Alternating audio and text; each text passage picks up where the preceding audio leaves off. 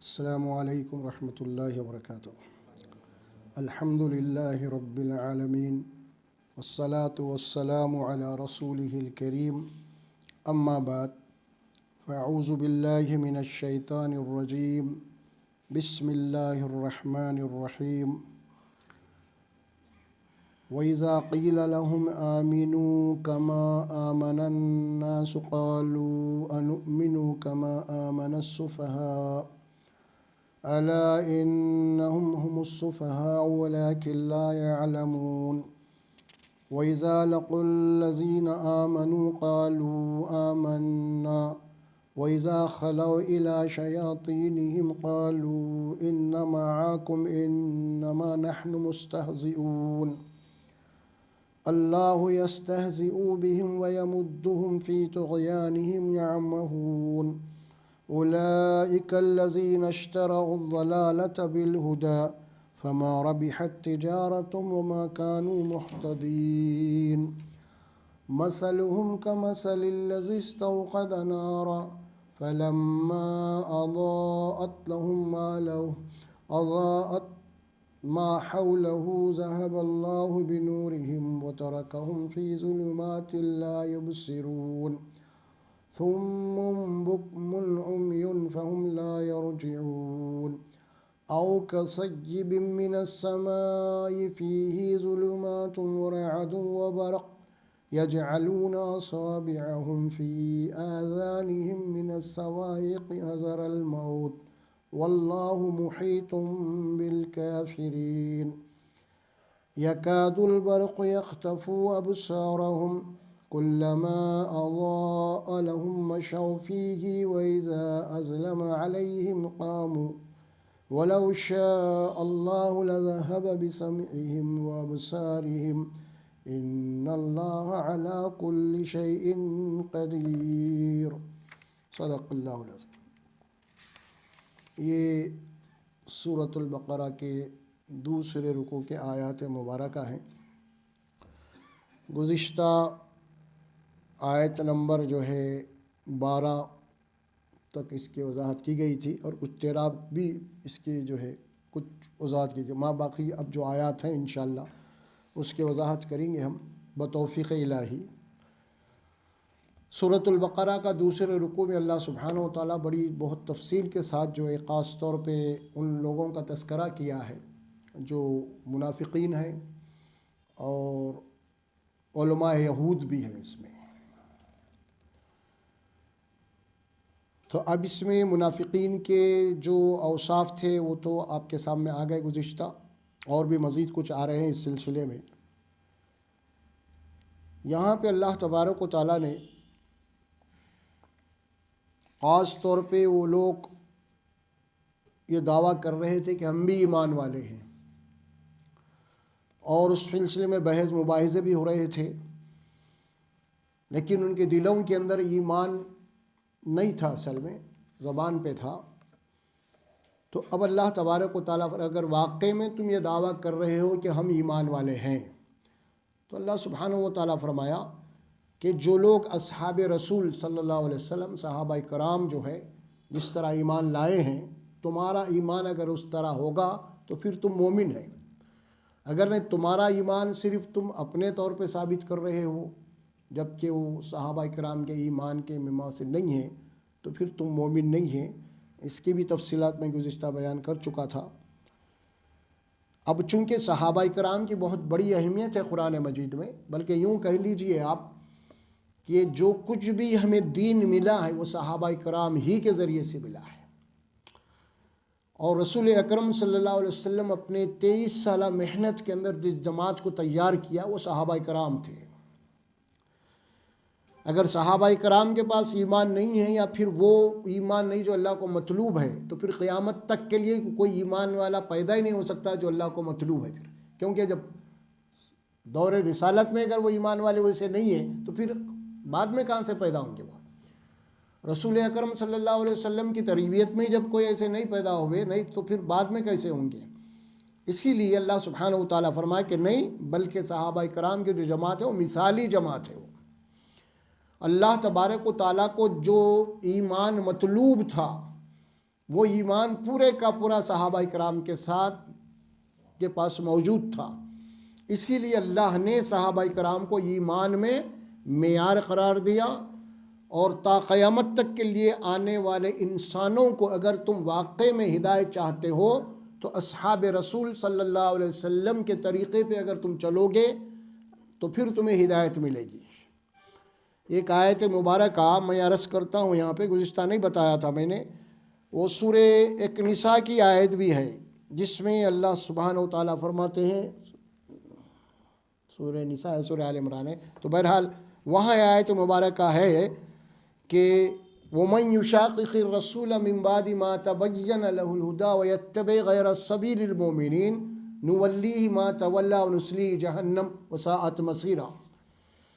اس کا مطلب ہے ہدایت آ جانے کے بعد، ہدایت واضح ہو جانے کے بعد، رسول کا طریقہ واضح ہو جانے کے بعد، قرآن کے تعلیمات واضح ہو جانے کے بعد بھی اگر کوئی اس کے باوجود بھی پھر قرآن یا رسول اللہ صلی اللہ علیہ وسلم کے طریقے کے مخالف سمت میں اگر چلتا ہے، وہ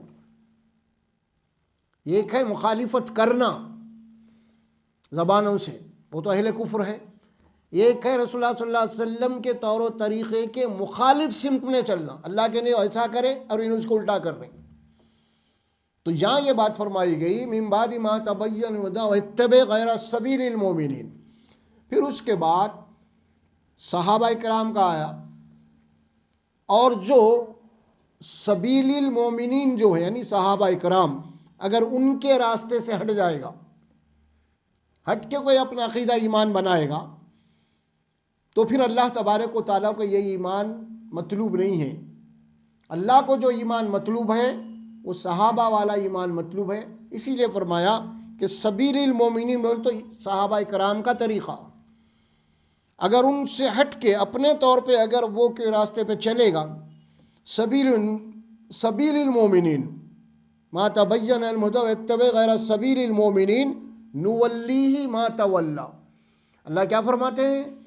وہ جس راستے پہ جانا چاہے گا ہم اس کو راستے کے اوپر کیا کریں گے؟ آزاد کر دیں. جاؤ جس راستے پہ جانا چاہتے ہو تم. اگر صحابہ کرام کے راستے کو چھوڑ کے جس راستے پہ تم جانا چاہتے ہو جاؤ تم. لیکن اس کے بعد اللہ وارننگ دیا، نولیہ ما تولی ونصلیہ جہنم.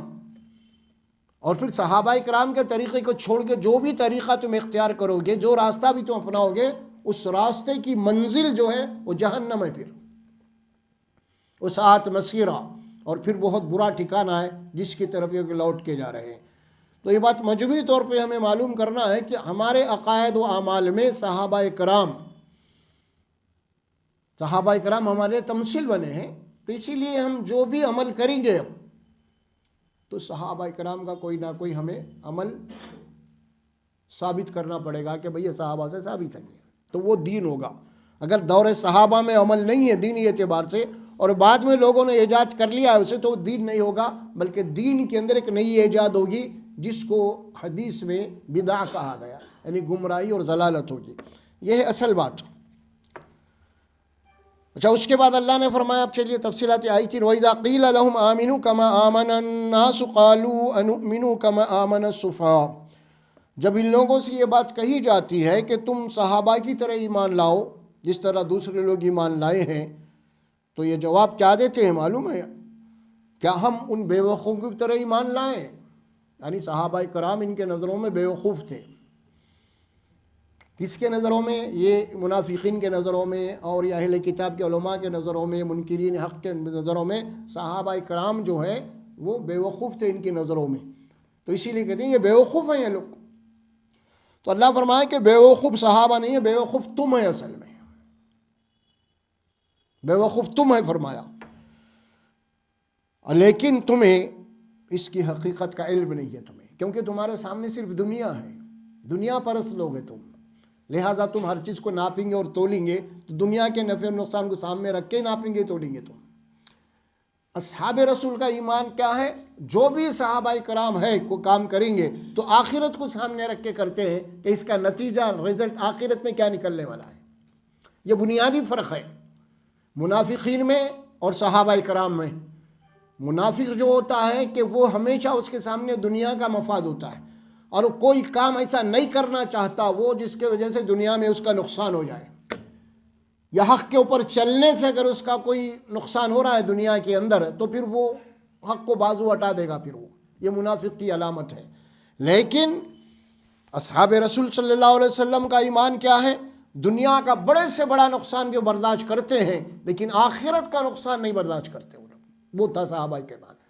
اس کی دلیل یہ ہے تاریخ کے اندر کہ آپ نے دیکھا کہ ایمان لائے صحابہ تو انہوں نے اپنی ہر چیز کو قربان کر دیا، حالانکہ وہ جناب علی اپنے وطن کو بھی چھوڑ دیا، انہوں نے اپنے بیوی بچوں کو چھوڑا، اپنے املاک کو چھوڑا، اپنے جائیدادوں کو چھوڑا، ہر چیز کو انہوں نے چھوڑ دیا، دین کے لیے قربان کر دیا، اور نہت خالی ہاتھ مکہ چھوڑ کے چلے گئے، پوری جائیداد چھوڑ کے ایمان کے لیے۔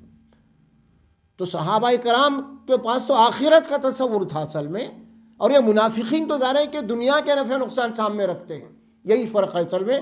منافقین اسی لیے صحابہ کرام کو بیوقوف کریں نعوذ باللہ، چونکہ صحابہ کرام بڑے سے بڑا نقصان گزار، یہ کیسے بیوقوف خام خواہ کے دنیا برباد کر رہے، اپنے اولاد کو مشکلات میں ڈال لیے، ہاں ان کے کاروبار ختم ہو گئے، ان کی جائیدادیں ختم ہو رہی ہیں، ان کو عقل ہی نہیں ہے، سب چھوڑ کے خالی محمد صلی اللہ علیہ وسلم جدھر بولے ادھر بھاگ رہے ہیں لوگ۔ یہ منافقین کا طنز تھا صحابہ کرام کے اوپر۔ تو اللہ فرمایا کہ ان کے پاس جو ایمان کی کوالٹی ہے، ان کا جو نظریہ حیات ہے وہ موت کے بعد کی زندگی کا ہے، اور تمہارا جو ناپنے اور تولنے کا انداز ہے سوچنے کا وہ دنیا اور دنیا کا مفاد ہے۔ آج بھی ہمارے پاس جتنے مسلمان ہیں اللہ ماشاءاللہ تقریباً دین کے معاملے میں جب کوئی معاملہ آزمائش یا مصیبت کوئی آتی ہے تو ہم بھی یہاں پہ کیا کرتے ہیں؟ دنیا کو سامنے رکھتے ہیں۔ نماز پڑھ رہے ہیں، روزے رکھ رہے ہیں، حج کر رہے ہیں، سب صحیح ہے، لیکن کوئی مشاکل آتے ہیں، کوئی مصائب آتے ہیں، کوئی مشکلات آتے ہیں، اللہ کی طرف سے کوئی امتحان لیا جاتا ہے، مشکلات میں ڈال کے لیا جاتا ہے، ہاں آزمائش کے لیے لایا جاتا ہے، تو اس آزمائش میں ہم پورے نہیں اترتے بلکہ ہم کیا کرتے ہیں؟ کوئی دوسرا راستہ اختیار کر لیتے ہیں وہاں پہ، اور یہی نفاق ہے اصل میں۔ اس کے لیے یہاں پہ تفصیل سے یہ بات کہی گئی۔ اصل بیوقوف تو وہ لوگ ہیں جو صحابہ کرام کو بیوقوف کہہ رہے ہیں لیکن ان کی حقیقت کا ان کے علم نہیں ہے۔ حقیقت کیا ہے بھائی؟ تم دنیا کتنی بھی کما لو، کیا بھائی دنیا کتنی بھی کما لو، سب سے بڑے دنیا کی تم لکھپتی کروڑ میں تم ہی بن جاؤ، کتنے دن؟ 60 سال 100 سال، اس کے بعد جب جائیں گے آپ کیا 1 روپیہ بھی لے جا سکتے آپ ساتھ میں؟ 1 روپیہ بھی نہیں لے کے جا سکتے آپ ساتھ میں، پھر اس کا پھر کیا فائدہ ہے دولت کا تمہاری؟ ہاں پھر ساتھ میں کیا لے گا؟ اب تمہارے اعمال آنے والے ہیں ساتھ میں، اب تمہارے وہ اعمال ہیں جو آخرت میں تم کو تباہ و برباد کرنے والے، یہ اعمال تمہارے ساتھ ہے۔ اب اس اعتبار سے تم بیوقوف ہے، اور صحابہ کرام جو عمل کر رہے ہیں نا وہ دنیا ختم ہو جانے کے بعد آخرت میں جو اعمال کر رہے ہیں وہ لوگ وہاں پہ ان کو ذخیر آخرت ہے اور مغفرت اور جنت کا وعدہ اللہ نے ان کے ساتھ کیا ہے۔ اصل بات یہ ہے، اللہ سبحانہ و تعالیٰ سمجھا رہے ہیں۔ تو اسی لیے ہمیشہ ہم کو آخرت سامنے رکھ کے دنیا کی زندگی گزار، کوئی بھی معاملہ ہم کرنا چاہتے ہیں، اللہ تعالیٰ ہم کو آزمائش میں دنیا بنایا بھیجا ہے، وہاں پہ ہمارا امتحان ہے۔ اب وہ کون سی بات مانتا ہے اللہ کی یا رسول کی، یا پھر کون سی بات نفس اور ماحول شیطان کی مانتا ہے، یہ ہمارا امتحان ہے اصل میں۔ دیکھیے یہ نماز یہ روزے خالی پڑھنے سے آدمی مسلمان نہیں ہوتا جب تک کہ اللہ کے قوانین کے مطابق اس کا ایمان نہ ہو۔ ہمارے پاس ایک تصور پیدا ہو گیا ہے کہ ہم سمجھ رہے کہ نماز پڑھ لیے تھے، کیا منافقین بھی نماز پڑھ رہے تھے؟ رسول اللہ صلی اللہ علیہ وسلم کے پیچھے باجماعت نماز پڑھ رہے تھے، اور میں تو کہتا ہوں کہ آج بڑے سے بڑے ولی کو درجہ حاصل نہیں ہے جو دور رسالت میں منافقین کو حاصل تھا کہ رسول اللہ صلی اللہ علیہ وسلم کی اقتداء میں نماز پڑھ رہے ہیں، معمولی مقام ہے یہ۔ آج بڑے سے بڑے ولی کو بھی یہ بات میسر نہیں آ سکتی، اور وہاں پہ مجلس نبوی میں بیٹھے ہوئے ہیں لوگ، رسول اللہ صلی اللہ علیہ وسلم کے پیچھے بعد جب بات ادا ہو رہی ہے، لیکن ان کا تصور کیا تھا؟ صرف دنیا تھی اور کچھ نہیں۔ آج بڑے سے بڑے ولی کو بھی یہ مقام نہیں مل سکتا آج۔ تو پھر یہ نماز یہ روزے اگر واقعی میں ہمارا ایمان ہم کو اس بات کی جناب علی اس سے نہیں روک رہا کہ دیکھو اصل میں دنیا کا نفع نہیں آخرت کا نفع ہے، دنیا کا نقصان ہے آخرت کا نقصان ہے، اس کو سامنے رکھتے ہوئے زندگی گزارو۔ یہی تھا صحابہ کرام کا ایمان، صحابہ کرام کا کیریکٹر جو قرآن بار بار آپ کو بتا رہا ہے۔ اسی لیے بیوقوف صحابہ نہیں، بیوقوف وہ لوگ ہیں جو یہاں سے جاتے وقت خالی ہاتھ چلے گئے، دنیا یہیں چھوڑ کے چلے گئے اور آخرت کے لیے کوئی تیاری نہیں کرے، اور پھر وہاں پہ جانے کے بعد کیا حال ہوگا؟ آپ یہ بات اللہ سبحانہ و تعالیٰ فرما رہے ہمیں ہر ایک کے لیے. اور یہ جو آیت آئی ہے نا اس سلسلے میں، دوسرا رکوع اور پہلا رکوع بھی اس میں منافقین کا تذکرہ یہاں پہ تفصیل سے آ رہا ہے. تو یہ ہمارے لیے سبق اللہ تعالیٰ، قرآن ہم پڑھ رہے ہیں کیوں پڑھ رہے ہیں؟ یہ ہمارے لیے ایک سبق ہے. یہ ہم قرآن کو جناب علی ہدایت کے لیے سمجھ کے نہیں پڑھتے، ہم صرف ثواب کے لیے پڑھتے ہیں، برکت کے لیے پڑھتے ہیں. ارے بھائی کیا باتیں آپ کو کہی جا رہی ہے اس میں، اس کے اوپر غور و فکر ہی نہیں ہوتا. اسی لیے بہت ضروری ہے کہ قرآن کو ہم سمجھ کے پڑھیں، ہدایت کے لیے پڑھیں. ہدایت کے لیے آپ پڑھیں گے تو انشاءاللہ آپ کا ثواب بھی ہوگا، برکت بھی ہوگی، سب ہوگی. لیکن ہدایت کے لیے قرآن نہیں پڑھ کے اگر آپ صرف ثواب کے لیے، برکت کے لیے پڑھیں گے تو پھر نہ تو ثواب ملے گا نہ برکت ملے گی، جبکہ ہمارا عمل اگر قرآن کے خلاف ہوگا پھر تو. یہ اصل چیزیں سمجھنے کی ہے. اس کے بعد فرمایا کہ اب آپ دیکھیے منافقین کی اگلی آیت جو آ رہی ہے، وَإِذَا لَقُوا الَّذِينَ آمَنُوا قَالُوا آمَنَّا. اور یہ منافقین جب ایمان والوں سے ملتے ہیں، دیکھیے منافقین اب کیوں کیا ہے، ان کے سینے میں جو ایمان ہے نا اصل میں وہ حقیقی ایمان نہیں ہے بظاہر. کیوں؟ مدینے میں جانے کے بعد مسلمانوں کی میجورٹی بڑھ گئی، اور پھر اللہ کے فضل و کرم سے مدینے میں جانے کے بعد مسلمانوں کو ایک طاقت اور قوت بھی حاصل ہو گیا، ایک دبدبہ مل گیا ہے. اور پھر وہاں پہ ایک رسول اکرم صلی اللہ علیہ وسلم کی زیر نگرانی میں ایک اسلامی ریاست بھی قائم ہو گئی.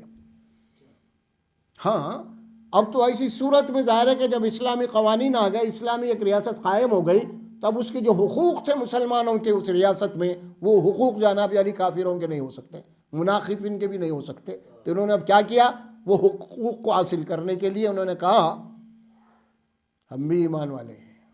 وَإِذَا لَقُوا الَّذِينَ آمَنُوا قَالُوا آمَنَّا. جب یہ ایمان والوں سے ملتے ہیں منافقین تو کہتے ہیں کہ ہم بھی ایمان والے ہیں. وہ دور کی بات ہے نا، اسلامی ریاست قائم ہونے کے بعد مسلمانوں کے جو حقوق تھے ان حقوق کو حاصل کرنے کے لیے منافقین جو ہیں ابھی علی کیا انہوں نے دعویٰ کیا ایمان کا. اس کی ایک موجودہ دور میں بھی ہم مثال دے سکتے ہیں. مثال کے طور پہ جیسے آج کل گورنمنٹ کے کچھ فنڈس آتے ہیں، اسکالر کے آتے ہیں، یا پھر وائٹ کارڈ بنا لیے تو کچھ میڈیکل سہولتیں بہت ساری ایسی ہوتی ہے نا. تو اب ظاہر ہے کہ وہ لوگ جناب یعنی کھاتے پیتے مت ان کو ضرورت نہیں ہے، لیکن وہ بھی کیا کرتے ہیں اب ہم فائدہ اٹھانے کے لیے، بھئی ہم بھی غریب ہیں وائٹ کارڈ بناؤ.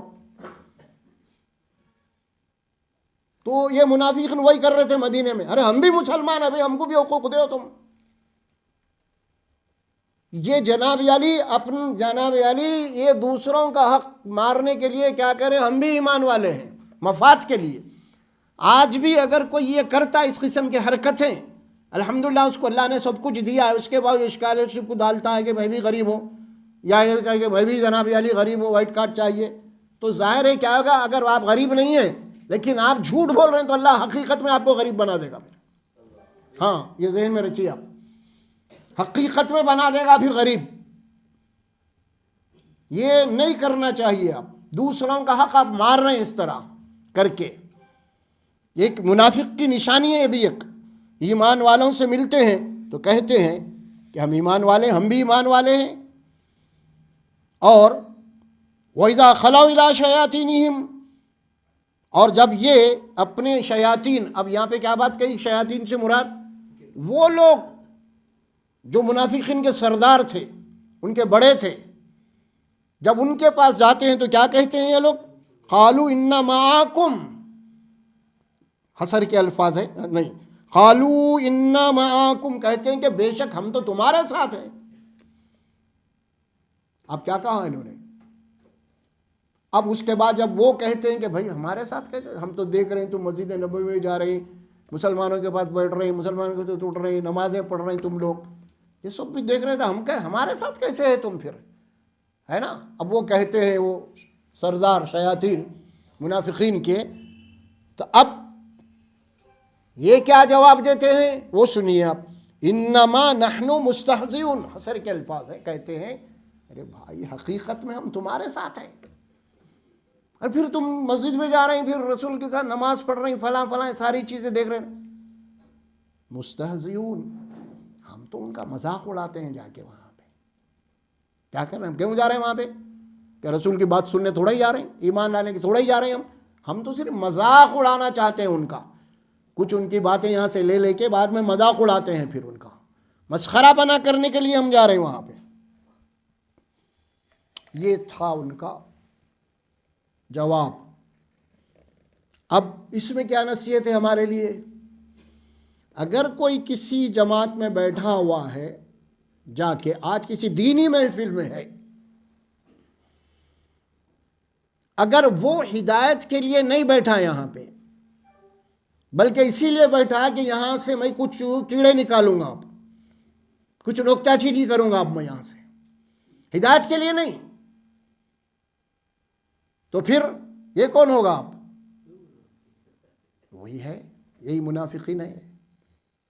میں یہ نہیں کہہ رہا ہوں یہ مجلس میں، آپ کسی بھی دینی مجلس میں آپ جائیں گے، آپ جو کسی دوسری جماعت کا ہے وہاں بیٹھا ہے جا کے، وہاں بات سننے کی بجائے وہاں کیا کر رہا انہیں درگاہ کوئی غلطی پکڑوں گا میں، کوئی ان کی کمزوری پکڑوں گا میں، بہت ساری اچھی باتیں آئیں لیکن اس کے اوپر توجہ نہیں ہے اس کی، بلکہ بیٹھا کیوں کوئی خامی نکالنا، کوئی ویک پوائنٹ نکالنا ہے تاکہ بعد میں باہر جا کے بدنام کرنا ہے۔ تو یہ منافقین ہوتے ہیں جن کو اصل ہدایت سے غرض نہیں ہوتی، بلکہ ہوتا کیا ہے، ان کو بدنام کرنا، توہین کرنا، کسی بھی جماعت کی ہو، اسلامی ادارے، اسلامی جماعتیں جو بھی کر رہے ہیں جتنے بھی، الحمدللہ سب اللہ کے پاس وہ مقبول ماجور ہونے اجر ملنے والا ہے ان کا، لیکن کسی محفل میں ہم جا کے وہاں پہ اگر ہدایت کی بجائے کوئی بات اچھی مل گئی عمل کریں گے بجائے اس کے بجائے اگر آپ کا یہ تصور ہو، یہ ذہنیت ہو، یہاں پہ کوئی ویک پوائنٹ نکالو تاکہ جو ہے نا ان کو بدنام کر سکے ہم، اگر یہ تصور ہے تو پھر آپ کو وہاں سے صحیح بات نہیں مل سکتی، صحیح بات وہاں سے نہیں مل سکتی۔ منافقین کا تصور تھا یہ۔ اب رسول اللہ صلی اللہ علیہ وسلم کے مجلس میں آ رہے ہیں، بیٹھ رہے ہیں، ظاہر ہے سب کچھ ہو رہا، لیکن جب انہوں نے شیاطین جو تھے ان کے سردار، جب انہوں پوچھے کہ بھائی تم تو وہاں جا رہے ہیں، ان کے ساتھ ملنا جلنا ہے، تمہارا سب کچھ ہے، تو انہوں نے جواب کیا دیا؟ انما نحن مستہزئون۔ حقیقت یہ ہے کہ انما کے لفظ ہے، انما کے معنی حقیقت، اس میں کوئی شک مت کرو آپ ہمارے اوپر ذرا سی بھی، ہم تو صرف وہاں پہ مذاق کرنے جا رہے ہیں، ان کا مذاق اڑانا ہے۔ اب اللہ جواب دے، اللہ یستہزئ بہم، حقیقت یہ کہ اللہ ان کا مذاق اڑا رہا ہے۔ اللہ کا مذاق کیا ہے؟ وَيَمُدُّهُمْ فِي طُغْيَانِهِمْ يَعْمَهُونَ، ان کا مذاق یہ ہے کہ اللہ تبارک و تعالیٰ انہیں اب ڈھیل دے رہا ہے،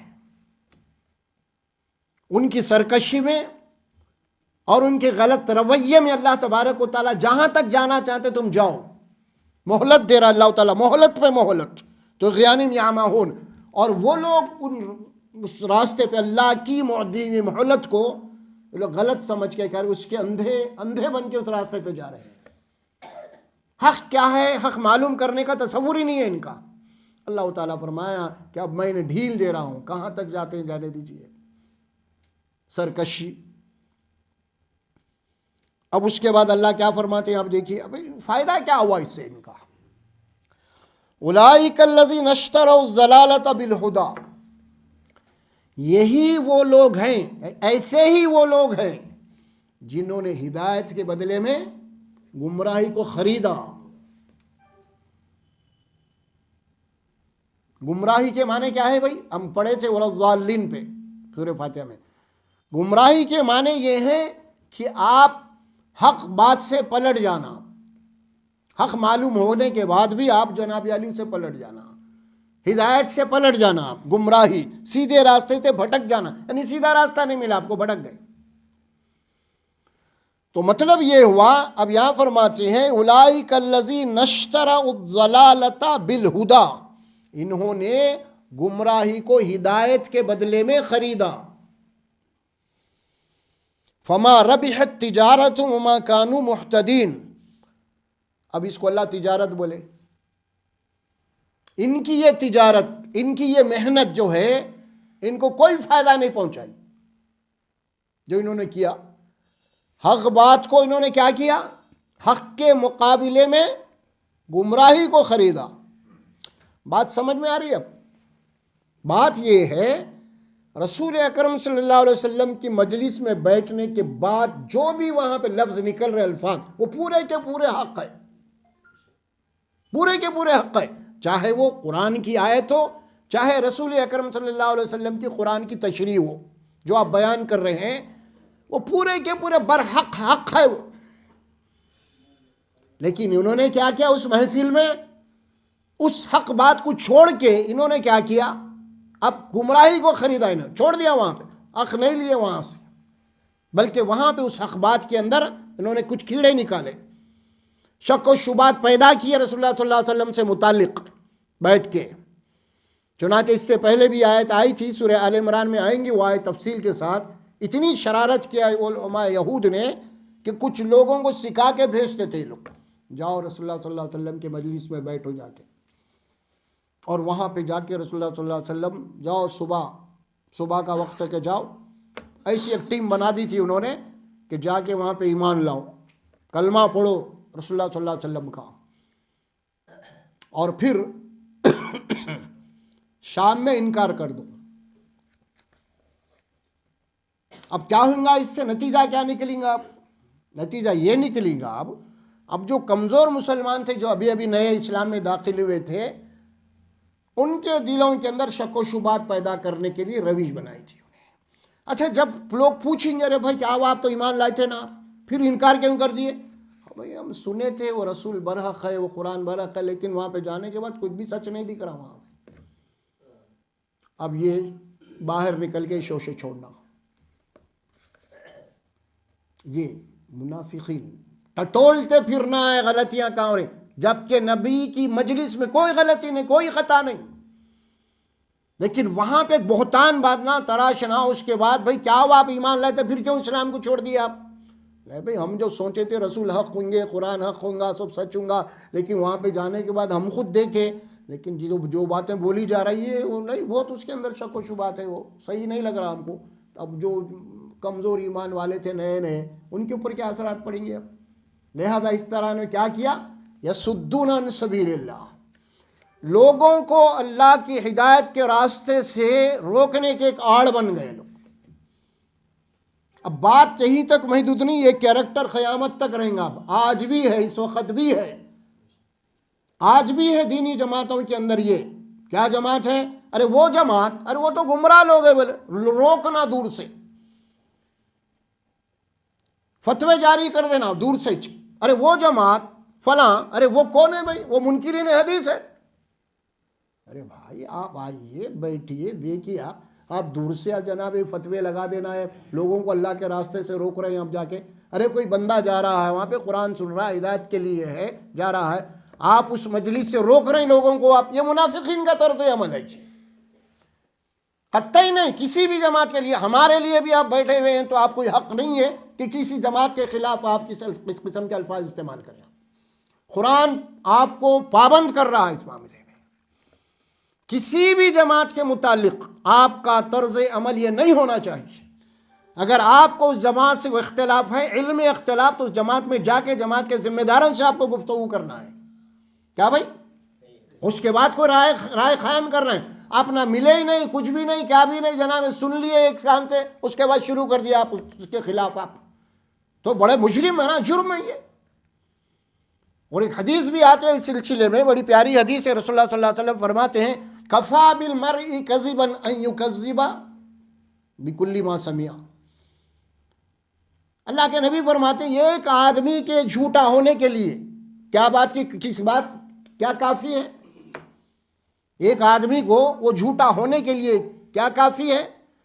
یعنی انہیں جھوٹ نہیں بولا، انہیں مگر کیا بولا، انہیں جو کچھ بھی لوگوں سے سنا بغیر تحقیق کے اسی کی تبلیغ کرتے پھر آپ، انہیں غور ہی نہیں کیا بھائی جو بات میں سنوں سچ ہے یا غلط ہے، نہیں کر کے اسی کو آگے بڑھاتے چلا گیا۔ تو اللہ کے نبی ایسے آدمی کو کیا بولے، وہ تو جھوٹا نہیں ہے لیکن جو خبر اس کو ملی ہے وہ سچ ہے یا غلط ہے، اس کی بلا تحقیق کے اس کو لوگوں کو بولتے گیا، وہ سب سے بڑا جھوٹا ہے۔ اور اللہ محفوظ رکھے، ہر جماعت میں آج یہ بگاڑ ہے، آج ہمارے پاس، ہم کو اپنی اصلاح کرنی چاہیے۔ اس معاملے میں کسی بھی جماعت کے خلاف آپ کوئی زبان نہیں کھول سکتے آپ، جب تک کہ آپ وہاں سے جا کے نہ ملیں. اور پھر کسی جماعت کے خلاف نہیں بول سکتے آپ. جس حد تک اس کی بات غلط ہے نا اس حد تک آپ اختلاف کر سکتے ہیں. یہ بھی رکھیے آپ بات کو. پوری کی پوری جماعت غلط نہیں. ہاں جو بات سنیں آپ ٹھیک ہے کہ تحقیق کرو, اگر وہ بات غلط ہے تو اس حد تک بولو نہیں بھائی اس معاملے میں ہمارا اختلاف ہے ان سے, بس ختم, اتنی بات. باقی کی بات ظاہر ہے کہ اگر ہو سکتا ہے کہ ان کی 90 باتیں صحیح 10 باتیں غلط ہوں گے, اگر آپ پوری جماعت کے خلاف ہی بولیں گے تو پھر 90% غلط باتوں کے جو روکنے کے آپ مجرم بن گئے وہاں پہ. یہ نہیں ہونا چاہیے کبھی بھی. آدمی کو اوپن مائنڈ ہونا چاہیے حق کے معاملے میں, غور و فکر کرنا چاہیے آدمی کو. یہ بہت بڑا آج فتنہ ہمارے پاس بن چکا ہے جماعتوں کے درمیان میں, اور یہ منافقین کا طرز عمل ہے. کسی کو سن کے دور سے گمراہ بول دیے, انہیں کافر ہے, فتوے لگا دیے آپ. یہ کوئی حق نہیں ہے اس کو جب تک کہ آپ تحقیق نہ کریں کسی بھی معاملے کے اندر. اور پھر جو بات کہی گئی ہے اسی بات کے تک آپ کو اختلاف کرنے کا حق ہے. پوری جماعت کو گمراہ بولنے کا کسی کو حق نہیں. کوئی غلط بات آ گئی اب تو یہ بھی ہے. اور یہاں پہ وہی بول رہے ہیں یہ لوگ, ہدایت کے بدلے میں انہوں نے گمراہی کو خریدا. کیا مطلب؟ اب مطلب یہی ہے بھائی جہاں پہ بہت ساری اچھی باتیں آ رہی ہیں آپ کو, آپ جناب عالی ان باتوں کو تو آپ بول رہے نہیں. بھائی وہ لوگ کچھ باتیں بہترین بتا رہے ہیں, ان کی باتوں کو بتاؤ آپ, یہ بہترین ہے, توحید پیش کر رہے ہیں, فلاں ہے, قرآن بیان کر رہے ہیں, یہ تو بولو. نہیں بول رہی ہیں, یہ سارے باتوں کو بھی بازو رکھ دیے تم. اور کوئی اختلافی کوئی بات تھا تو اس کو لے کے اڑ گئے آپ. انہوں نے کیا کیا؟ آپ یہ گمراہی کو خریدے ہدایت کے مقابلے میں. ہدایت کی جتنی باتیں تھیں اس کو اڑا دیا تم نے, اور کچھ باتیں تھیں جو تم کو مل گئی, ہاتھ پہ لگی, آپ اس کو لے کے اڑ گئے, آپ اسی کی تبلیغ کر رہے ہیں کسی کے خلاف آپ. تو یہ گمراہی کی بات ہے. ایسا کرنا ہدایت کے مقابلے میں گمراہی کو خریدنا ہے. ایسا نہیں کرنا چاہیے. وہ یہ تعصب ہے, یہ بہت بڑا جماعتوں کے ساتھ, شخصیتوں کے ساتھ بہت بڑا تعصب ہے. اور اسی لیے آج امت کے اندر تفرقے پیدا ہو گئے, فرقے پیدا ہو گئے. آج ایک دوسرے کے خلاف ہم ہی بول رہے ہیں, آج دوسرے نہیں بول رہے ہیں. ارے وہ مسجد, وہ مسجد, وہ فلاں, ارے وہ سب کیا ہے بھائی. اللہ محفوظ رکھے. آپ چینل آپ دیکھیں گے, آپ واٹس ایپ پہ ادھر ادھر آپ دیکھ مسلمانوں کے خلاف مسلمان کتنا بول رہے ہیں آج, کتنی تکفیر کر رہے ہیں مسلمانوں کے خلاف, خود مسلمان کر رہے ہیں آج. اللہ محفوظ رکھے. تو یہ منافقین کا شیوا تھا, جب بھی تھا اب بھی ہے. ایسے لوگ بغلوں میں ہوتے ہیں, یہ لوگ ملتے ہیں لیکن پھر وہی اپنی بات. اس سے بچائے اللہ سبحانہ و تعالیٰ. تو یہ گمراہی کو انہوں نے خریدا. اولئک الذین اشتروا الضلالۃ بالہدی فما ربحت تجارتهم وما كانوا مهتدین. تو یہ جو روش تھی ان کی, اللہ اس کو تجارت سے جناب علی تمثیل دیا ہے. یہ روش جو ہے ان کی, نہ تو ان کی تجارت سے ان کو کوئی فائدہ ہوا ہے اس روش سے, وما كانوا مهتدین, اور نہ وہ ہدایت ہی پا سکے, ہدایت ہی پا سکے. یہ دونوں باتیں یہاں پہ فرمائی ہیں. اب ان کی ایک مثال دی جا رہی ہے. مثلہم کمثل الذی استوقد نارا. اللہ ایک مثال دے رہے ہیں کہ مثال ایسی ہے کہ ایک شخص نے آگ روشن کی, آگ جلایا. اندھیرا ہے, چاروں طرف گپ اندھیرا ہے, اور اس اندھیرے میں ایک شخص نے آگ روشن کی, آگ جلایا. تو کیا ہوا؟ اب آگ جلانے کے بعد روشنی ہو گئی.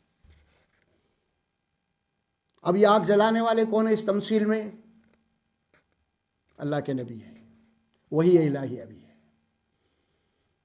دوسری حدیث, ایک حدیث میں بات آتی ہے, رسول اللہ صلی اللہ علیہ وسلم فرماتے ہیں کہ تمہاری اور میری مثال ایسی ہی ہے کہ تم جہنم کے گڑھے کے قریب پہنچ کے اس کے اندر گرنے والے تھے, میں آ کے تم کو پکڑ کے بچا لیا, کھینچ لیا وہاں سے. یہ مثال ہے میری اور تمہاری. اب رسول اللہ صلی اللہ علیہ وسلم ایک شخص سے مراد, اللہ کے نبی صلی اللہ علیہ وسلم اس سارے ایک اندھیرا ماحول, یعنی اندھیرے سے مراد اب کیا ہے یہاں پہ؟ گمراہی ہے. کیا ہے؟ گمراہی. رسول اللہ صلی اللہ علیہ وسلم کے متعلق قرآن کیا کہتا ہے مختلف مقامات کے اوپر؟ ایک آیت ہے سورہ ابراہیم کی, الف لام را. وہاں اللہ سبحانہ و تعالیٰ پر کتاب انزلنا الیک لتخرج الناس من الظلمات الی النور. اے رسول صلی اللہ علیہ وسلم, ہم نے آپ کے اوپر اس قرآن کو اسی لیے نازل کیا ہے کہ آپ اس کتاب کے ذریعے سے لوگوں کو ظلمات سے نکالیں, اندھیریوں سے نکالیں, اور روشنی کی طرف لائیں. اندھیریوں سے مراد کیا ہے؟ گمراہی. گمراہی سے نکال کے ہدایت کی طرف لائیں. یہ کتاب اسی لیے آپ کو دی گئی ہے.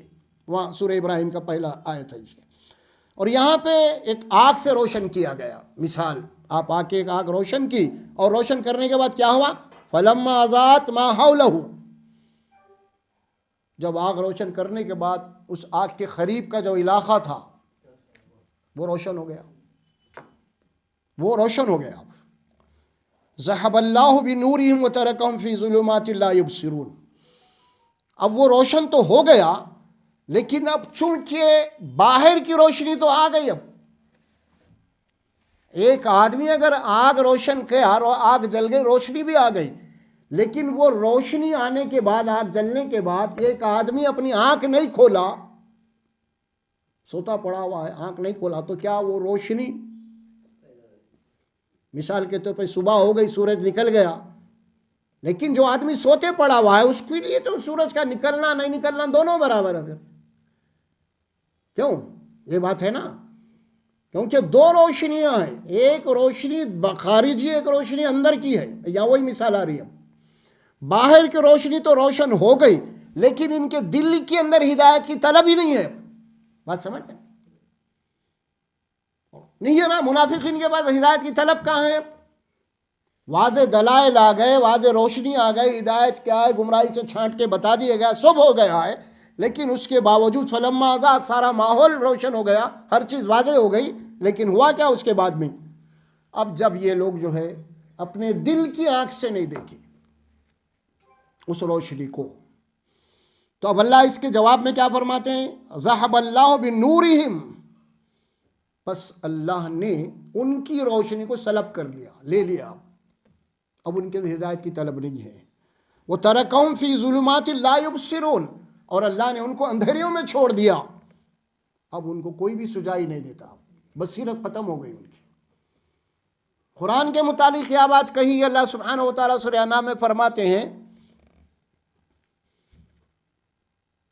اللہ سبحانہ وتعالیٰ نے فرمایا کہ دیکھو تمہارے پاس اللہ تبارک و تعالیٰ کی طرف سے روشنی آ چکی ہے، فمن ابصر فلنفسہ ومن عمی فعلیہا، روشنی آنے کے بعد اگر کوئی آنکھیں کھول لے اپنی تو روشنی اس کے لیے فائدہ دے گی، نہیں روشنی آنے کے بعد بھی ومن عمی، اگر وہ اندھا بنا رہا تو پھر اس روشنی اس کے لیے کوئی کام کی نہیں ہے۔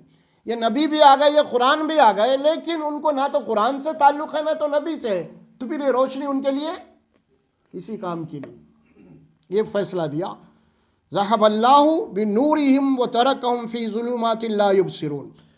سورہ حج میں اللہ سبحانہ وتعالیٰ ایک آیت آتی ہے، اس میں فرماتے ہیں فَإِنَّهَا لَا تَعْمَى الْأَبْصَارُ وَلَكِنْ تَعْمَى الْقُلُوبُ الَّتِي فِي الصُّدُورِ۔ اللہ فرماتے ہیں کہ دیکھو چل پھر کے دیکھتے نہیں، کیا ان کے آنکھ، کیا ان کے دل نہیں ہیں جس سے غور و فکر ہے؟ کیا ان کی آنکھیں، کیا ان کان نہیں ہیں جسے سن سکیں؟ اس کے بعد ہی فرمایا فَإِنَّهَا لَا تَعْمَى الْأَبْصَارُ، ان کی جو ظاہری نگاہیں ہیں نا، آنکھیں، یہ اندھی نہیں ہوئی، سب دکھ رہا ہے ان کو، دنیا کا فائدہ، نفع، نقصان، سب دنیا پوری دیکھ رہی ہے آنکھوں سے، لیکن ہدایت کے معاملے میں ان کی کون سی آنکھ اندھی ہو گئی؟ وَلَكِنْ تَعْمَلْ فِي قُلُوبِ الَّتِي فِي الصُّدُورِ، ان کے دلوں کے اندر جو آنکھ ہے نا وہ اندھی ہو گئی، دل کی آنکھ، دل کی آنکھ اندھی ہے، باہر کے نہیں ہے، باہر سب دکھ رہا ہے ان کو، اندھی کیا ہوئی اب ہدایت کے معاملے میں؟ دل کی آنکھ، فی قلوب التی فی الصدور، ان کے سینوں میں جو دل ہے نا وہ اندھا ہو گیا، اصل میں یہ بات ہے۔ اسی لیے ان کو ظاہر ہے کہ اب ہدایت کیا ہے، گمراہی کیا ہے، اس کی کوئی تمیز ہی نہیں پیدا ہو رہی۔ ایک بات یہ ہو گئی تمثیل کے لیے، سم بکم عمی فہم لا یرجعون۔ اب ہم پڑھے تھے سورہ پہلے رکوع میں، کیا پڑھے تھے؟ ختم اللہ علی قلوبہم وعلی سمعہم وعلی ابصارہم غشاوہ، اللہ نے ان کے دلوں کے اوپر ٹھپا لگا دیا، مہر لگا دیا ہے، اور ان کے دلوں پہ اور اس کے بعد ان کی آنکھوں پہ پردہ ہے۔ اب یہ حق بات نہ اندر آ سکتی ہے نہ باہر جا سکتی ہے، ان کی ختم کے معنی یہ آتے ہیں، پردہ۔ اب یہاں پھر اس کو دوسرے الفاظ میں آ رہی ہے بات، یہ منافقین کے متعلق فرمایا سمم، یہ بہرے ہیں۔ اب بہرے سے مراد کیا ہے؟ دنیا کی ہر بات تو سن رہے لوگ، تو اللہ بہرے کیا بول رہا؟ بہرے سے مراد ان کے دل کے جو کان ہے سننے کے حق بات، وہ حق بات ان کے دلوں کے کان سے، حق کان کے ذریعے سے ان کے دل میں جاری نہیں ہو حق بات، سن رہے ہیں سب، غور و فکر ہی نہیں کر رہے ہیں اب۔ اور دوسری بات، عمیون، یہ اندھے ہیں، فرمایا آنکھوں کے اندھے ہیں۔ اندھے مطلب فزیکل نہیں، ہر چیز دکھ رہی ان کو آنکھوں سے، لیکن اگر کوئی چیز نہیں دکھ رہی تو اللہ تبارک و تعالیٰ کی قدرت کی نشانیاں نہیں دکھ رہی ان کو۔ یہ چاند، یہ سورج کون بنایا آخر؟ یہ پانی کا برسنا، یہ ہواؤں کا چلنا کون کر رہا آخر؟ یہ نہیں دکھ رہا ان کو، اندھے اس اعتبار سے۔ عمیون فرمایا سمن بکمن، بکمن کے معنی فرمایا گونگے بھی ہیں۔ یہ گونگے کا مطلب حق بات بولنے سے گونگے، حق بات سنے نا لیکن نہیں بولتے، گونگے ہے ابھی۔ حق بات جس تک پہنچی ہے نا، وہ حق بات کا اظہار اسے کرنا چاہیے۔ اگر وہ حق بات کو چھپا رہا تو قرآن کے نزدیک کے منافقین کی صفات میں سے ہے یہ۔ اس کو اللہ نے فرمایا کہ یہ گونگے ہیں حق بات بولنے سے۔ عمیون کے پھر وہ اندھے ہیں، فہم لا یرجعون، بس اب یہ ہدایت کی طرف نہیں لوٹ سکتے، اب ختم ہو گیا معاملہ ان کا، اب ان کو ہدایت نہیں مل سکتی۔ اللہ نے ہدایت کے جو راستے تھے نا، ہدایت کے راستے کیا ہے؟ آدمی سن کے معلوم کر سکتا ہے، دیکھ کے معلوم کر سکتا ہے، تو اب یہ راستے اللہ بند کر دیا ہدایت کے اب ان کے لیے۔ جتنی ڈھیل دینا تھا اتنی ڈھیل اللہ دیا، جتنی مہلت دینا تھا اتنی مہلت اللہ دیا۔ اب اس کے بعد جتنی رسی دراز کرنا تھا اتنا کرا، اس کے باوجود بھی ظاہر ہے کہ لوگ حق کی طرف کان نہیں جھکائے، غور و فکر نہیں کیے۔ اللہ فرماتے اب معاملہ کیا ہو چکا ہے ان کا؟ وہ آئی تھی نا پہلے بات میں، فی قلوبہم مرض فزادہم اللہ مرض، ان کے دلوں میں بیماری ہے اور انہوں نے بیماری کا علاج نہیں کیا، اللہ تعالیٰ اس بیماری کو پورے بدن میں رکھ لیا، اس کے بعد میں آخر میں موت واقع ہو گئی۔ ایمان کی مثال میں بات آ گئی، تمثیل میں۔ غور کیجیے ان آیات کے جملوں کے اوپر۔ ہم قرآن اسی لیے سن رہے ہیں، قرآن اسی لیے پڑھ رہے ہیں تاکہ ہمیں معلوم ہو جائے یہ صفات کہیں ہم میں تو نہیں ہیں، نفاق کے صفات۔ ہدایت اور گمراہی کے معاملے میں ایک بات میں اس سے پہلے عرض کیا تھا، وہاں پہ سورۃ البقرہ کے پہلے رکوع میں ہی، وہ سورہ توبہ کی ایک آیت مبارکہ ہے، وَمَا كَانَ اللَّهُ لِيُضِلَّ قَوْمًا بَعْدَ إِذْ هَدَاهُمْ حَتَّى يُبَيِّنَ مَا يَتَّقُونَ۔ اللہ تبارک و تعالیٰ کسی بھی قوم کو گمراہ نہیں کرتا جب تک کہ گمراہی سے بچنے کے جو کام ہیں ان کو اللہ تعالیٰ بتا نہیں دیتا، دیکھو ان کاموں سے تمہیں بچنا ہے، اگر نہیں بچے تو گمراہ ہو جاؤ گے۔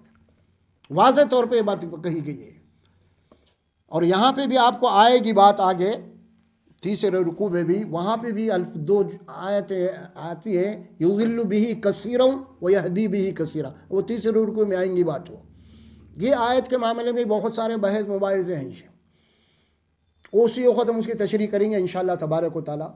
یعنی اس آیت سے لوگوں نے یہ سمجھا ہے خاص طور پہ اللہ تعالیٰ ہی گمراہ کرتا ہے، اللہ تعالیٰ ہی ہدایت دیتا ہے اس قرآن کے ذریعے سے، یہ تو بات نہیں، اس کی کچھ ہم اس کو جناب علی پورے قرآن مجید کے دیگر آیات سے اس کے اوپر غور کریں گے، یضل بہ کثیرا ویہدی بہ کثیرا کیا ہے۔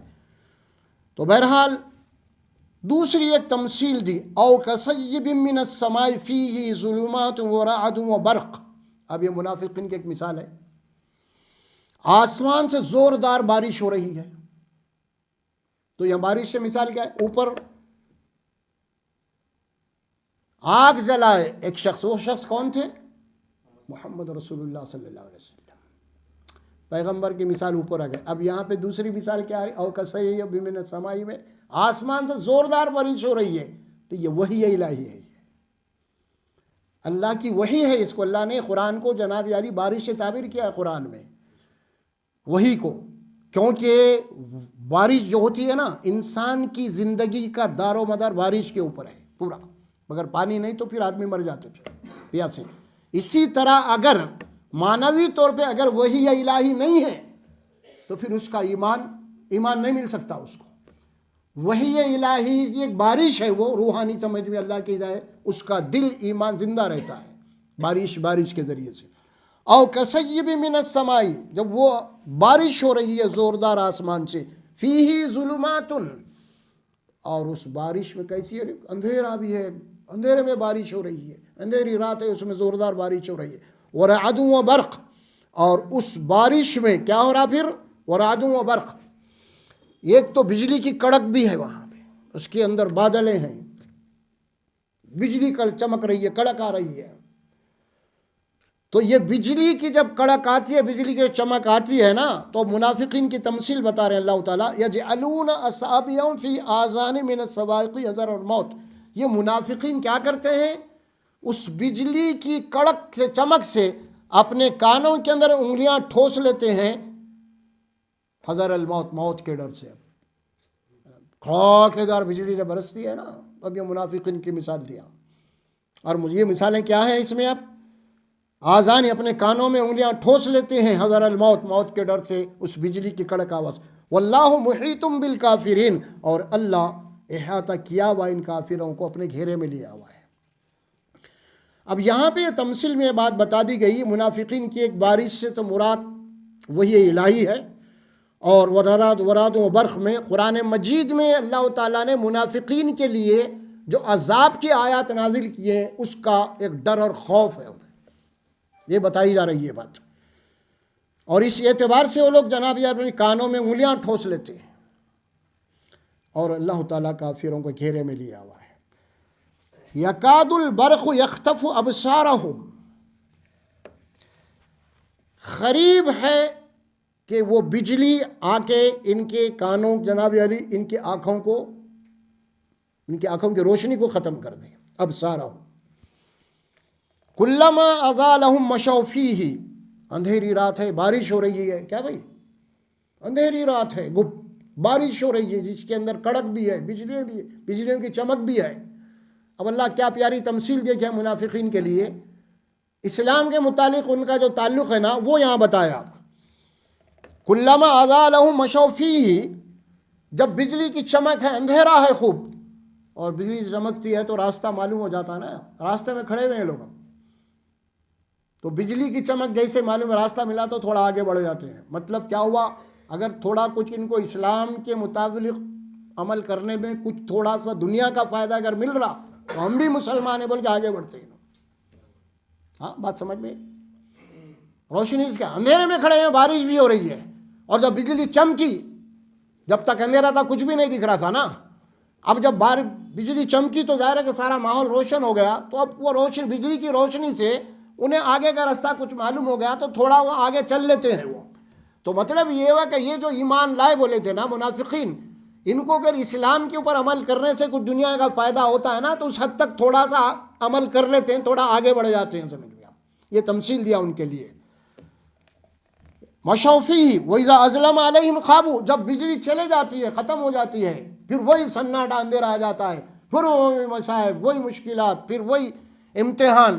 تو اب کیا کرتے ہیں؟ جا کے وہاں کھڑے ہو جاتے ہیں، نہیں بھائی ختم نہ کرو سب بول کے، اسلام وغیرہ.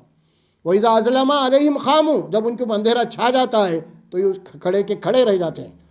وَلَوْ شَاءَ اللَّهُ لَذَهَبَ بِسَمْعِهِمْ وَأَبْصَارِهِمْ، ارے بھائی اگر اللہ چاہتا تو تمہارے لیے کوئی مشکل نہیں تھا اللہ کے لیے کہ وہ تمہاری جو ہے سماعت کو اور بصارت کو لے لے، وہ یعنی تمہیں بہرا کر دے، اندھا کر دے. اللہ کے لیے کوئی مشکل نہیں آتا بات. اللہ نے تمہیں جنا سماعت بھی دی ہے، بصارت بھی ہے، دل و دماغ بھی ہے، یہ اسی لیے ان سے دے تمہیں ہدایت حاصل کرو، تم حق کیا ہے باطل کیا ہے جانچو سمجھو، تم اسی لیے دیا ہے. اگر اللہ چاہتا تو پھر تمہارے لیے اللہ تعالیٰ بہرا بھی بنا دیتا، تم کو گونگا بھی بنا دیتا. کیا بھائی؟ لیکن یہاں کیا بات فرمائیں؟ کیونکہ ایمان کا معاملہ انسان کی عقل سے، غور و فکر سے، اسی لیے ساری چیزیں دیے، دل و دماغ بھی دیا. یہ بات اللہ سورہ نحل میں فرمائی ہے. دیکھ اللہ فرماتے ہیں واللہ اخرجکم من بطون امہاتکم لا تعلمون شیئا وجعل لکم السمع والابصار والافئدۃ لعلکم تشکرون. وہ اللہ ہی ہے جس نے تم کو تمہاری ماؤں کے پیٹ سے نکالا، اور جب تم نکلے ماں کی پیٹ سے کچھ معلوم تھا کیا؟ اللہ کیا بول رہے ہیں؟ کچھ معلوم تھا؟ لا تعلمون شیئا، کچھ بھی معلوم نہیں تھا تم کو، ہے نا. میں مثال دیا کرتا ہوں عموماً یہ کہ سب سے زیادہ کمزور جو ہے نا انسان کا بچہ ہوتا ہے مخلوقات میں. مخلوقات ہے نا جتنی بھی انسان سے ہٹ کے، ان سب سے زیادہ کمزور بچہ کس کا ہوتا ہے؟ انسان کا ہوتا ہے. بکری کا بچہ پیدا ہوتے 2 گھنٹے میں اچھلنا کودنا شروع کر دیتا. ان کو 2 سال جانا، ہاتھ پکڑنا، گود میں اٹھانا، بغل میں اٹھانا، اتنا کرنا ہے. انسان حضرت عقل والا ہے نا. مرغی کا بچہ جیسے انڈے میں سے چونچ مار کے نکلا اڑنا شروع کر دیتا، چونچ مارنا شروع کر دیتا، ابھی تو ان کا کچھ بھی نہیں ہے مسئلہ، انہوں تو ابھی گود میں ہے ماں کی، ان کو پلانا ہے، بمجانا ہے، فلاں ہے، پھر 2 سال جاتے کھتا جا کے جب جناب علی کے آتی تو مطلب کیا ہوا؟ اب سب سے کمزور کون ہے؟ حضرت انسان. لیکن اللہ نے ان کو کیا دیا؟ جعل لکم السمع والابصار والافئدہ. دیکھو ہم تم کو ایسی نعمتیں دے رہی ہیں، جعل لکم السمع، یہ 2 کان دیے ہم نے تم کو، والابصار، یہ نگاہیں دیے، بصیرت دیے، آنکھیں دیے، غور و فکر اللہ کی کائنات کو دیکھو تم، والافئدہ، دل و دماغ دیا ہے غور و فکر کرنے کے لیے، لعلکم تشکرون، تاکہ تم اس کے شکر گزار بندے بن جاؤ. اب سب سے کمزور مخلوق انسان کی اللہ نے جو نعمتیں اس کو دی ہیں، دل و دماغ، یہ کان وغیرہ جو بھی ہیں، اس کو استعمال کر کے پوری مخلوق کے اوپر بھاری ہے انہیں. کیا بھائی؟ کیسے بھاری ہوا انہیں؟ عقل، انسان دیا اللہ تعالیٰ نے. اب چھوٹا مثال کے طور آپ دیکھیں گے کبھی بکری کا بچہ یا کوئی بکری یا کتے کا بچہ کسی کنویں میں گر گیا، کوئی تالاب میں گر گیا تو تیرتے ہوئے نکل جاتا انہیں. نکلتا نہیں نکلتا؟ مرغی بھی اگر گر گئی کسی کنویں میں تو وہ بھی نکل جاتی ادھر. اگر حضرت انسان 40 سال کے انہوں تیرنا نہیں سیکھا، اگر انہوں گر گئے تو 3 دن کے بعد، حالانکہ انسان ہے، انہوں اشرف المخلوقات ہے. مطلب کیا ہوا اس کا مطلب یہ ہوا انسان کے علاوہ جتنے مخلوقات ہیں نا ان کو سیکھنے کی ضرورت نہیں ہے، پیدائشی طور پہ ان بلٹ اللہ نے ان کو سب چیزیں دے دی جن کو ان کی ضرورت تھی. لیکن انسان کو اللہ نے پیدا کر کے تم اب سیکھنا ہے، تم کو سیکھنا ہے. اگر انسان نہیں سیکھا تو وہ جانور ہے پھر، اب بلکہ جانور سے بدتر ہے، کیونکہ جانور کو اتنا معلوم ہے کہ کیا کرنا ہے، کیا کھانا ہے. انسان کو وہ بھی نہیں معلوم ہو سکتا. پھر یہ انسان جانور سے بل ہم عدل، اسی لیے بولا جانور سے بھی گیا گزرا ہے، اس سے گرا ہوا ہے جانور سے بھی. آپ دیکھ لیجئے کتنے معاملات ہیں، انسان کہاں سے کہاں پہنچ گیا. اور کوئی جانور اب دنیا میں دیکھیے، آپ اپنے لیے کچھ کرا، انہیں اپنے لیے کوئی جانور کوئی چیز ایجاد کرا جیسے ہم کر لیے آج، انہیں کچھ تو بھی کرا؟ کچھ بھی نہیں. کوئی نہ اس کی سواری ہے، نہ کپڑے بنا لیا کھانے کے لیے، نہ تو چولہا جلا، کچھ نہیں کھا رہے، جو کھا رہا، ہاں، نہ مزے کے چیزاں کھا رہا انہیں پکا کے، اپن کھا رہی ہے. کیا ہے؟ اشرف المخلوقات. یہ سب کیوں ہو رہا؟ والافئدہ، اللہ نے دل و دماغ دیا ہے. اور کہاں ہے یہ دل و دماغ؟ پہلے آپ کو اللہ کے کلام کے اوپر خرچ کرنا ہے. ہم کیا کر رہے ہیں اس کو؟ دوسری، الرحمن علم القرآن خلق الانسان علمہ البیان. کیا ہے؟ رحمان آپ کو قرآن کا علم دیا ہے، اور انسان اللہ نے تم کو پیدا کیا ہے اور تم کو بولنا سکھایا ہے. بولنا اسی لیے سکھایا ہے کہ تم سب سے پہلے اللہ کی بات بولو. بھائی رحمان ہے نا، وہ اللہ کی بات بول رہے ہیں. آپ لوگوں کو قصے اور کہانیوں میں الجھا کے رکھ دیا. آپ دین قصے کہانیوں کا نام نہیں ہے، دین نام ہے قرآن کا اور سنت قائمہ کا.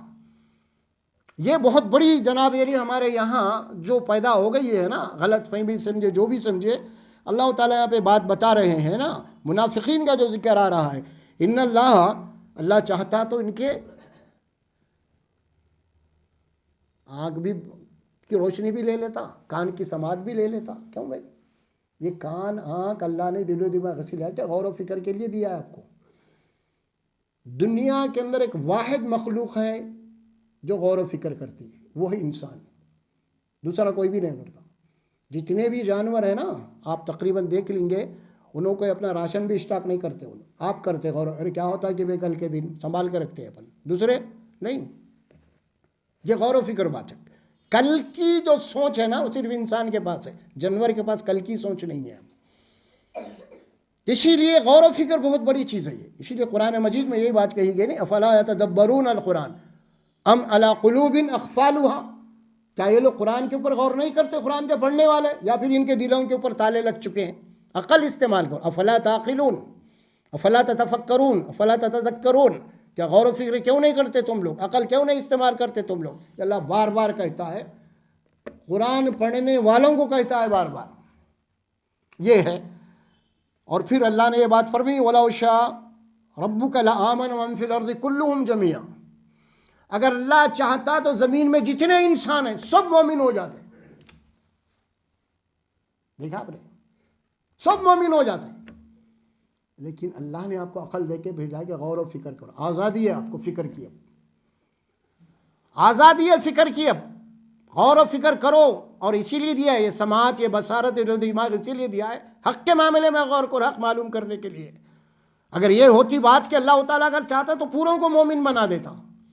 افانت تکون وانت خیر الناس، اللہ فرماتے ہیں اے رسول کیا زبردستی تم ایمان والے بناؤ گے؟ ایک بات ذہن میں رکھ لیجیے آپ، وہ یہ ہے کسی کو غور و فکر کی دعوت دینا اور وہ اپنی غور و فکر کے بعد اگر ایمان لا رہا ہے، آپ کے لیے اتنا ہی اجر ہے اس کے لیے، اس کو ایمان کے اوپر لانے کے لیے. لیکن اگر آپ کسی بھی شخص کو زبردستی ایمان والا بنائیں گے، آپ کو لالچ دے کے بنائیں گے آپ، تو آپ اتنے ہی مجرم اللہ کے پاس، آپ اللہ کے پاس اتنے ہی مجرم ہیں. کیونکہ اللہ نے جو بات فرمائی میں چاہتا تو کر دیتا مومن والا، میں نہیں کر سکتا تھا کیا؟ تو کیوں زبردستی اس پہ کر رہا؟ آخر صرف دعوت و فکر، اگر آپ کسی کو کوئی لالچ دے کے ایمان والا بنا رہے ہیں، اسلام میں آؤ بھائی بول رہے ہیں، یہ باتیں، یہ اتنا ہی مجرم ہے، بہت بڑا اللہ کے پاس جرم ہے یہ. اور غلط تشریحات کی بنا پہ آج بہت ساری باتیں کہی گئی ہمارے پاس میڈیا کے اندر، مسلمان اسلام تلوار سے پھیلا. ارے یہاں تو آپ لالچ دے کے مومن بنے، تو ایک مسلمان کسی کو لالچ دے کے ایمان اسلام میں لا رہا، انہیں مجرم اللہ کے پاس، کیونکہ اس کی آزادی کو اس نے ختم کر دیا جو اللہ نے دے کے بھیجا تھا. غور و فکر کی یہ جرم ہے یہ، اسی لیے حرکت کبھی نہیں کرنا. تبدیلی مذہب کا جو معاملہ ہے نا، اللہ تعالیٰ یہ بات فرمائے کہ ہر ایک کو آزاد پیدا کیا اللہ تعالیٰ، اس کا یہ ذاتی عمل ہے، سوچنا ہے کیا حق ہے کیا نہ حق. آپ صرف اچھا یا برا اس کو بتا سکتے ہیں آپ، لیکن زبردستی کسی بھی معاملے میں نہیں کر سکتے آپ. اور اس کے ساتھ بہتر سلوک کر سکتے ہیں آپ، کرنا بھی چاہیے آپ بطور انسان کے.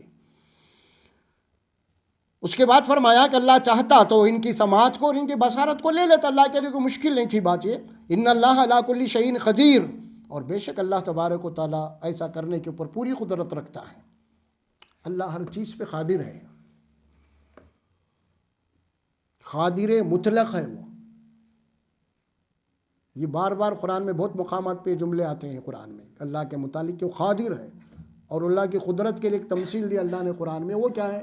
سورہ نحل میں وَمَا أَمْرُ السَّاعَةِ إِلَّا كَلَمْحِ الْبَصَرِ أَوْ هُوَ أَقْرَبُ إِنَّ اللَّهَ عَلَىٰ كُلِّ شَيْءٍ قَدِيرٌ. دیکھو اللہ کی قدرت کیا ہے معلوم آپ کو؟ تم پلک مارنے میں جتنا وقت لیتے ہیں نا، اتنی وقت میں پوری دنیا پوری کو اللہ تعالیٰ فرماتے ہیں کہ ڈھیر کر کے رکھ دوں گا میں. یہ ہے اس کی قدرت، صرف پلک مارنے میں. اللہ کی قدرت یہ ہے. اللہ قدیر ہے، قادر مطلق ہے، اور اس کے کام میں کوئی رکاوٹ نہیں بن سکتا. فعال لما یرید، وہ جو چاہتا ہے کرتا ہے.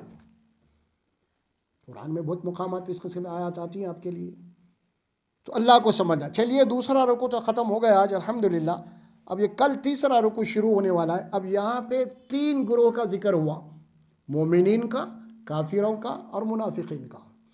اب تیسرے رکوع میں اللہ تعالیٰ کیا، اب عام انسانوں سے خطاب، یا ایھا الناس اعبدوا، اے انسانوں اپنے رب کی عبادت کرو.